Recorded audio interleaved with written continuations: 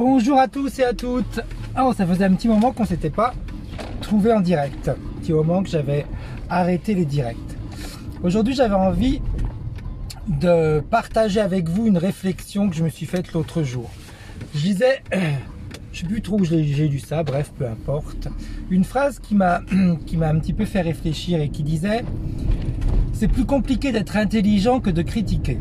Alors sur le moment, je me suis dit tiens, pourquoi une phrase comme ça? Et puis j'ai été chercher un petit peu pourquoi cette personne avait écrit ça. Et puis en fin de compte, je me suis rendu compte qu'en effet, quand on critique ou quand les personnes critiquent, elles ont toujours la sensation d'être plus intelligentes que les autres, d'en savoir plus que les autres, etc. Donc en effet, eh bien, c'est plus compliqué d'être intelligent en réalité que de critiquer. Pourquoi? Parce que quand on critique, on n'est pas forcément plus intelligent que l'autre. On a cette sensation de l'être, alors qu'en réalité, eh bien, on ne fait que mettre en évidence, selon nous, ce qui n'a pas été fait. Alors là aussi, j'ai été réfléchir un petit peu là-dessus et je me suis dit, tiens, allons voir un petit peu, quand on émet une critique, ce qui se passe. En réalité, à force d'émettre des critiques ou quand on émet une critique, eh bien c'est très simple. On va oublier de regarder ce que nous faisons. On va mettre en évidence ce que l'autre n'a pas fait, comment il aurait dû le faire, ce qu'il n'a pas dit, comment il l'a dit, ce qu'il aurait dû dire, etc., etc. On va reprendre ce que l'autre a fait et on va, en fonction de que nous pensons, dire qu'il aurait dû faire comme ça, il aurait dû faire comme ci, et puis c'est pas bien, et puis peut-être que derrière il y a d'autres choses qui se cachent, etc. Mais en faisant ainsi, qu'est-ce qui se passe? Eh bien, on se pose pas la question de savoir ce que nous, on est en train de faire.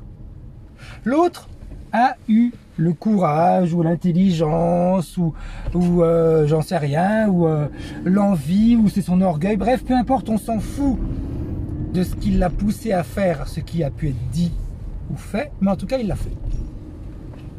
Un exemple tout bête.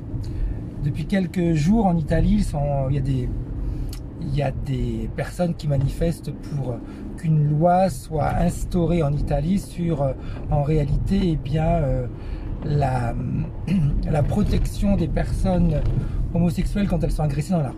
Bref, et il y a donc un chanteur Fedez qui le 1er mai, il y avait donc la fête du travail, donc émission, etc. Et au lieu de chanter, il a voulu lire un texte qu'il avait écrit, en mettant en évidence ce que certains hommes politiques avaient dit. Et dont certains qui avaient dit, si j'ai un fils gay, ben, je préférerais le brûler. Bref, c'est des exemples comme ça que lui a voulu mettre en évidence et dont la chaîne n'a pas voulu qu'il parle. Et c'est ce qu'il a dit: moi je suis artiste, je fais ce que je veux et je suis responsable de ce que je dis. Et à la fin, ils l'ont autorisé à le faire. Donc il y a des personnes qui disaient: oui mais bon, il s'est fait un coup de pub, oui mais bon, il aurait pu parler d'autre chose, oui mais il y a d'autres choses qui sont beaucoup plus importantes, etc. Peut-être que oui, peut-être que non. En tout cas, il l'a fait. Et à toutes ces personnes qui l'ont critiqué, j'ai envie de leur dire: mais vous, mettez en avant vos idées. Faites en sorte que ce pourquoi vous croyez, eh bien, soit mis en évidence. Faites comme lui, faites des vidéos, mettez-vous en avant, etc. C'est trop simple d'aller critiquer ce que l'autre a fait en disant: ah mais oui, c'est fait un coup de pub. Peut-être, ou peut-être pas. Mais en attendant, il a exprimé des choses qui étaient importantes, très intéressantes et puis graves en même temps. Donc au lieu de montrer ce que l'autre aurait dû faire ou n'aurait pas dû faire, commençons un petit peu à le faire nous-mêmes. Inutile de dire: ah bah tiens, il aurait dû faire comme ça. Non, faisons-le. Exprimons nos idées à notre manière. Ça va permettre à chacun d'entre nous, eh bien, en réalité, d'être soi-même. À chaque fois qu'en réalité on va critiquer quelqu'un, on oublie d'exprimer ce que nous sommes. C'est simple.